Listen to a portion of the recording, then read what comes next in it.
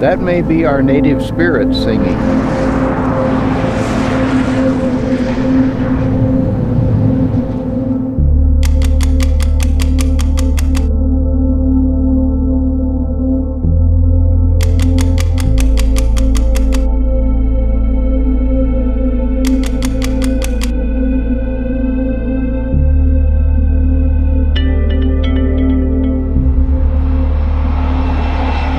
What sounds like tribal singing or the lashing of rodeo whips is actually an acoustic phenomenon, the vortices.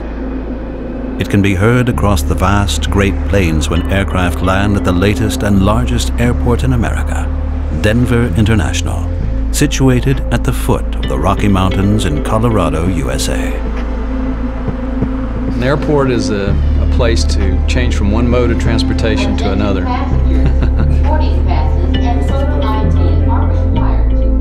Where once American Indians defended their land and gold diggers hoped to find their fortunes, 48 million travelers take off and land every year. More than 160,000 people daily make Denver International Airport a major hub of American air traffic. This iconic project was created by one of the most renowned architects in the United States, Curtis Fentress, whose office is located in downtown Denver, a local spirit. Now, it's a culmination of an entire career as an architect coming together in a split second, I suppose, that one says it needs to relate to the mountains. And then there's a tremendous struggle from an artistic standpoint of how you develop an idea into something that relates to the mountains. So the basic idea was looking at, we have the plains, Denver sets on the plains, which is a real strong horizontal line. And breaking the plains into distance is the mountains, the peaks. You can see them for 60 to 80 miles away, and they're layered. There's layers of peaks that create the mountains. And so this was the basic kind of concept of peaks and valleys, creating a form that we could then relate to the other forms of the building, such as the parking structures that you see at the distance, and how we stack those up. And then the curbside canopies, which were little peaks that one drives under as you come into the building and gives you shelter before you come in, and sort of brings you down so that you can have an entry and from a low space into a higher space inside the building. The old airport on the outskirts of Denver had become much too small and offered no space for expansion. The City Council decided to erect a completely new airport in the mid-1980s, an airport which was to become a landmark for the city and state. It was opened in 1995 and employs not only 50,000 people, but also houses approximately 30 airlines. This major airport is gigantic. The runways and terminals cover almost 14,000 hectares, twice the size of Denver City itself. The passengers arrive and depart from over 135,000 square meters of terminal space. The space is light and airy, and passengers feel at home here. The ritual of air travel appears to remain the same for every guest and every flight. Yet nothing at Denver International is built for eternity. One of the things about an airport as a structure, as a building type, is that it is constantly changing.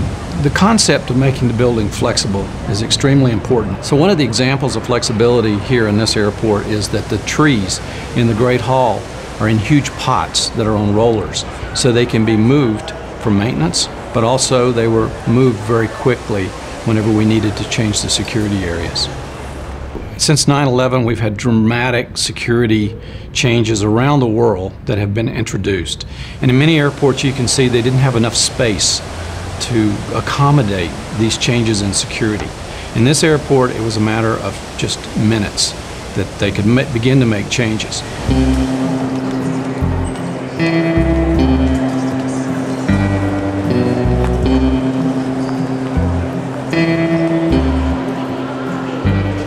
The Great Hall Previously a green oasis for waiting passengers is now a maximum security wing, through which endless throngs of people are channeled every day.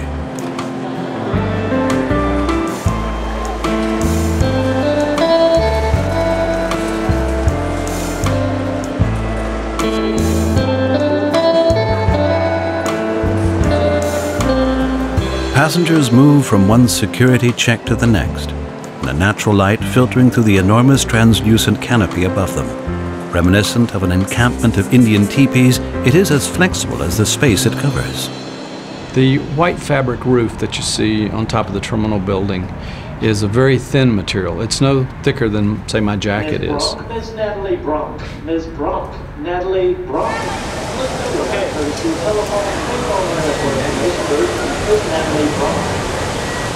The building is sealed so that the air conditioning stays inside the building and the heat stays in the building in the wintertime. We get dramatic temperature swings here, sometimes 40 degrees in a day. We've had stretches in the wintertime of minus 27 degrees Fahrenheit for as much as 10-15 days at a time when we get Arctic air come down from Canada. In the summertime, we get extremes of maybe 100 degrees of Fahrenheit temperature during the week here. So we have a lot of temperature swings, and we try to, the roof on the building has to be sealed to maintain creature comfort inside the building. It's a very dynamic structure. It moves with the wind. It moves about, those spires that you see coming out the top of the building move something like 30 inches in a maximum wind load position. So it gives a little bit.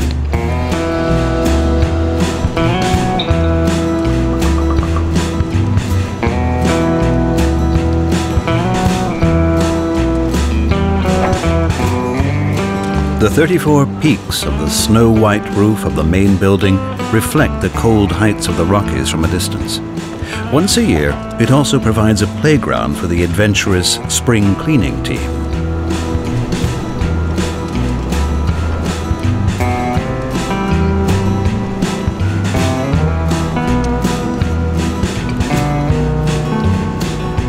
This is the actual material, Teflon-coated fiberglass, that is the roof structure. There's two layers of this material. They're 16 inches apart. So this is an outer layer, and then there's an inner layer of the material. So this takes the rain, the snow off of the building, and the inner layer is there for some insulation, but should something get through the outer layer, the inner layer takes it away. This is the method that it's attached to the roof here. Steel cables, which are bundled together, larger ones in some locations than others. It's attached with clamps like this, and then the fabric comes over and is attached to the cable through a mechanism like this. So it's much like a sail on a ship. It's a very nautical in the way that the details are put together and things are formed. The white fabric structure was a major breakthrough in that process because we looked at steel, glass, concrete, many other structural systems to try to devise a roof for this building that would relate to the mountains. It's coated in Teflon, so it's self-cleaning. You have to wash it maybe once a year with just water and soap like you use for dishes.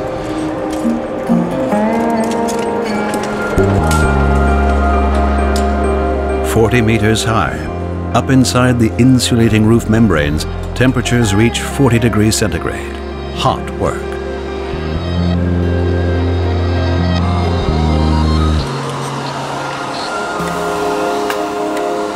Cleaning the hot white mountain range is time-consuming.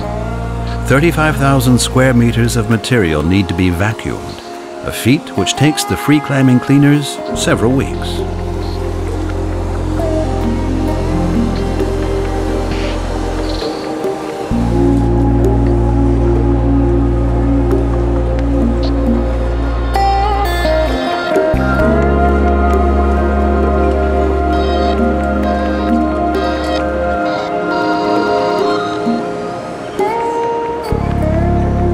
With a total area of 14,000 hectares, 6 runways, and its immense volume of traffic, Denver International is not only the largest airport in America, but in fact, one of the largest in the world.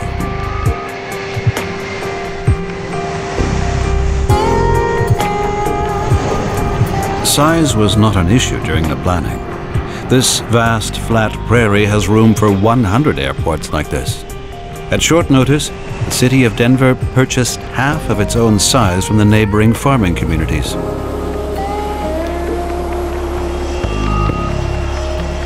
In terms of air safety, this is ideal. Planes don't have to change direction. They land, taxi towards the gates, and take off in the same direction on the opposite side of the terminal building. This airport is in fact one of the safest in the world.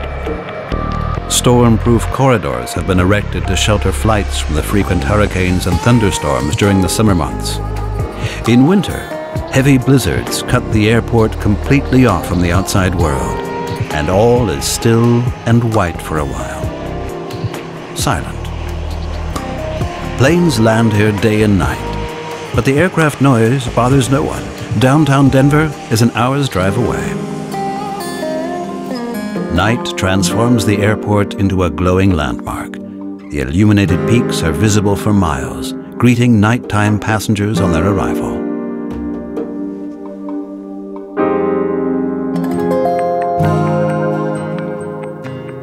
"25 miles from the airport is the former gold mining city of Denver. During the mid-18th century, the first Mexican settlers moved here, full of hope and in gold fever. Few got rich, but many settled here even after the gold digging ended.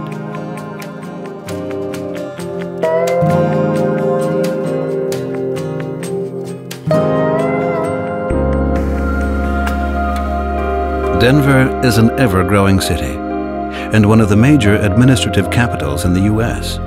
The city needs its airport, and the airport needs the city. The county owns the airport, and the architects were given the brief to include this growth factor into their plans from the very start.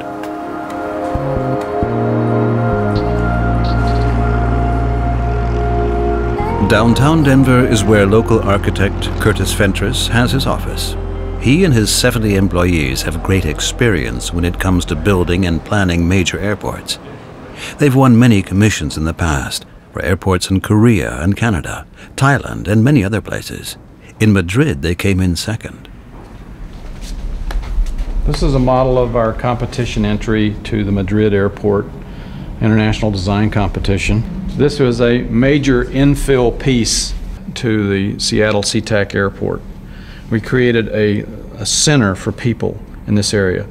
So the basic module of the Incheon Airport is shown in this model. The profile of this section here is patterned after the Korean home. This is a master plan model for the Denver International Airport. On this green area of the model, one can see the approach roads as you drive into the building for curbside drop-offs. The upper level is around 1,000 foot long, so there's 2,000 foot of curbside drop-off for passenger cars, private vehicles, and taxis. When I moved here around 25 years ago, the city was approaching a population, the metropolitan area was approaching a population of around 1 million. Today, the city in the metropolitan area is looking at a population of close to 3 million. So this airport has been dramatic in terms of the expansion of the population of the city. And at some future date, we'll be able to expand that to the south and create here an additional 3 modules to the building for future expansion. This is a point in time when there will be 12 runways at the airport and approximately 300 gates. Currently, there is 90 gates at the airport, and we're expanding that currently to around 120 gates at the airport. But you can see the idea of the concept of the white fabric roofs creating additional white fabric roofs as it goes to the south.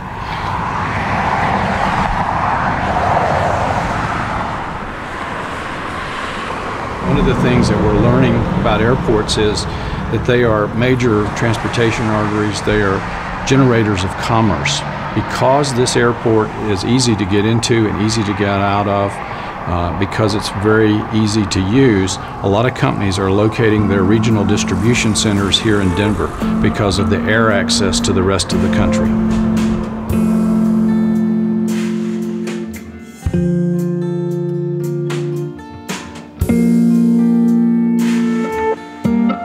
The Rocky Mountains are not only the highest in the continental U.S., but also form the landscape at the edge of the Midwest.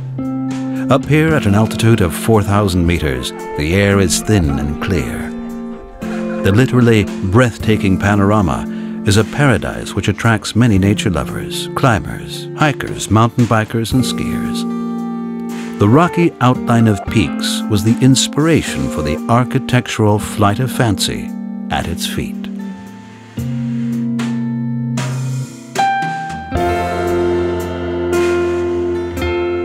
Fentress loves these mountains. He's known them all his life, and he has taken their natural beauty down to the plains to form his airport design.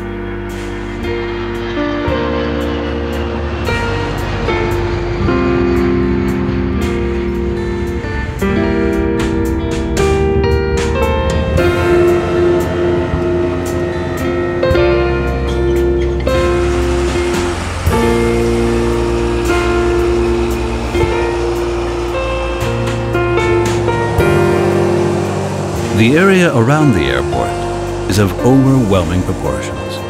Passengers and planes are only one factor of the world beyond the security zone.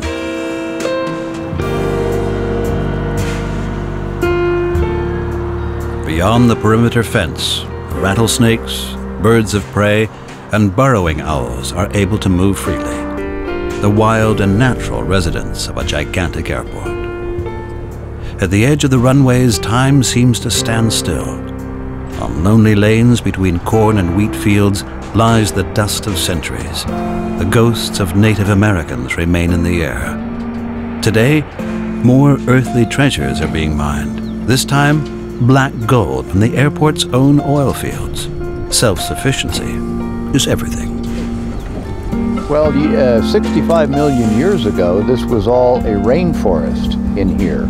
And during construction of the airport, we found a number of petrified palm trees, things like that, that we've donated to the various museums around the city. Then, for a number of years, of course, it was used by the Plains Indians. They would pass through here. They lived east of here, but they would pass through this area on their way to hunt in the mountains. And then, of course, it turned into farmland.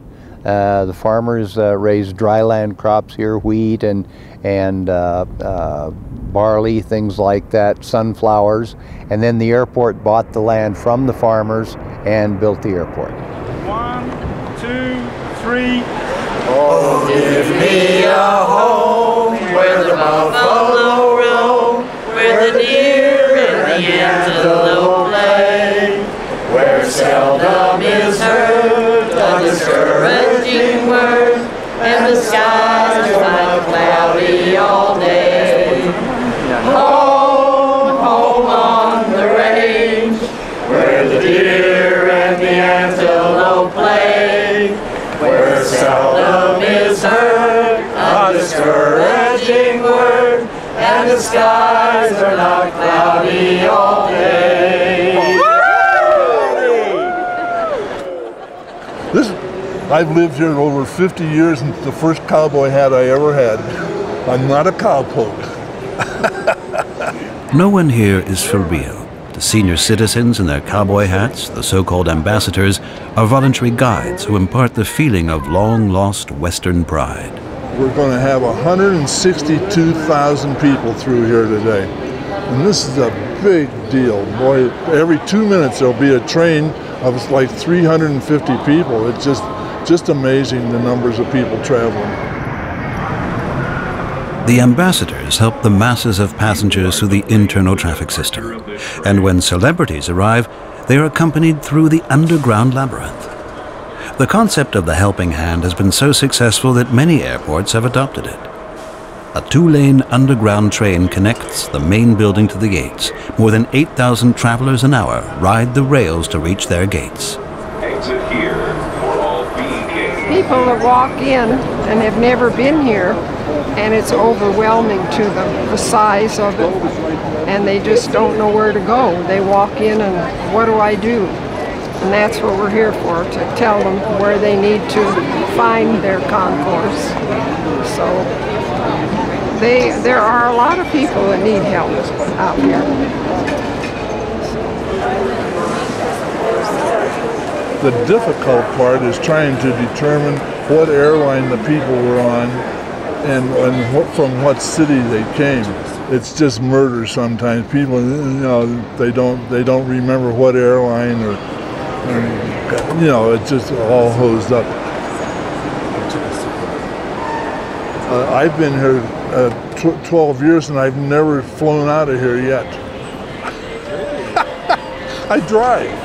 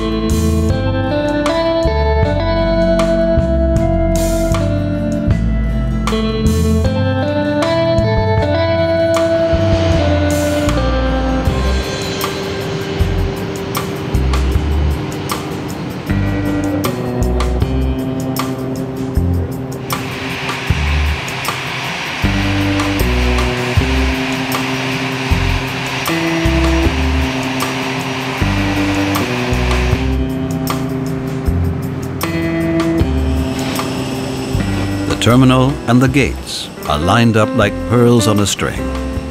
Below them, a unique luggage transport system. It's so complex that it caused many technical problems initially, which delayed the inauguration of the airport for 16 months. However, it is still one of the most modern systems in any airport, and at a cost of $311 million, also the most expensive.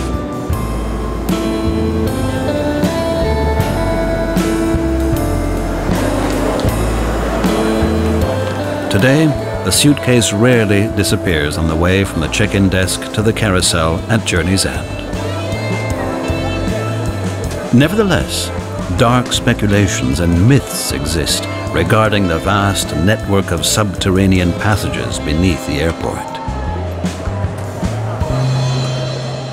Sure, there have been a number of conspiracy theories, and you can read all about them on the internet. There are a number of websites devoted to things like that. People think that we have underground runways, that we have an underground prison system here where we keep political prisoners from the government, things like that. It's all, it's all hokum, it's all wrong, it's all just false talk, but it does make good stories.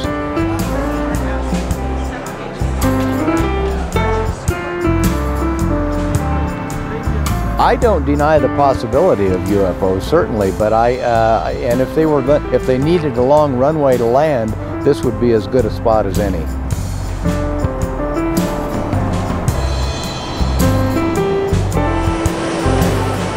America is used to conspiracy theories and political secrets. Not even the most progressive airport can avoid that.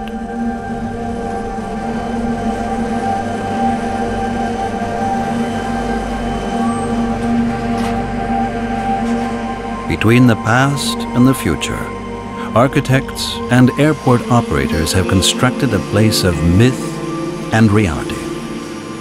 Just before the building process started here in the prairie, a number of different Native American tribes were invited to pay their respects to the past hunting grounds and settlements, to say farewell to their past pastures, to cast out any evil spirits, just in case.